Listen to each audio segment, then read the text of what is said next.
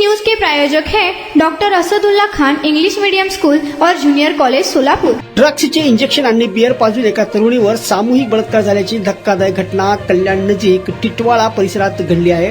टिटवाळा पोलिसांनी एका राजकीय पक्षाच्या नेत्यासह 7 जणांच्या विरोधात गुन्हा दाखल केला आहे। पुढील तपास पोलीस करीत आहेत। या सामूहिक अत्याचाराच्या घटनेनं खळबळ उडाली आहे। शिवाय कल्याण डोंबिवली अशा घटना वाढल्याने चिंताही व्यक्त केली जात आहे।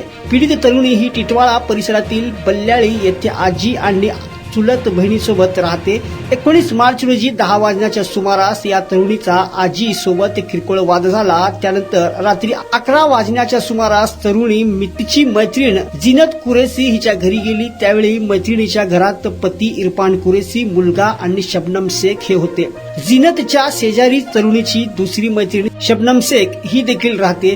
काही दिवस तरुणी ही जिनत आणि शबनमच्या घरात राहिली। 25 मार्च रोजी सकाळी 11:30 वाजण्याच्या सुमारास शबनम आणि जिनत यांनी बल्ल्याणी परिसरात राहणारे गुड्डू अब्दुल रहीम याला बोलावून घेतले। 12 वाजताच्या सुमारास गुड्डू त्याची काळ्या रंगाची गाडी घेऊन आला।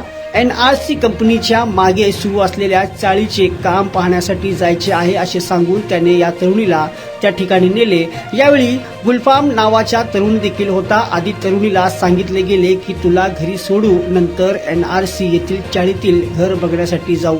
तसे न करता त्यांनी त्यांची गाडी NRC कंपनीकडे वळविली। घर दाखविण्याच्या बहाण्याने त्यांनी तिला एका घरात नेले। तिला तिथे ड्रग्सचे इंजेक्शन आणि बियर पाजली। तरुणी शुद्धीवर आली तेव्हा ती कल्याणच्या रामबाग परिसरातील रेस्ट हाऊस मध्ये होती।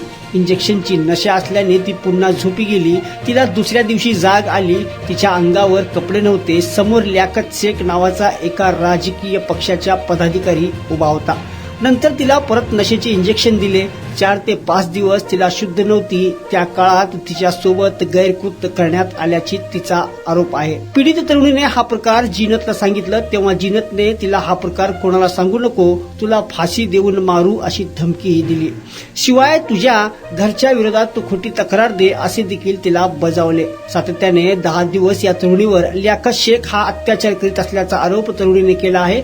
एका घरात ठेवून पीडित तरुणीला शुद्ध आल्यावर तिने घराच्या खिडकीतून आरडाओरडा सुरू केली।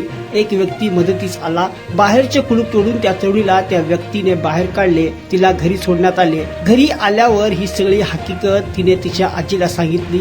या प्रकरणात टिटवाळा पोलीस ठाण्यात तक्रार केली। टिटवाळा पोलिसांनी पीडित तरुणीच्या फिर्यादीनुसार शबनम शेख, जिनत, गुड्डी, गुलफाम, लियाकत अली असे एक अज्ञात व्यक्ती आणि अली इराणी यांच्या विरोधात सामूहिक बलात्काराचा गुन्हा दाखल केला आहे।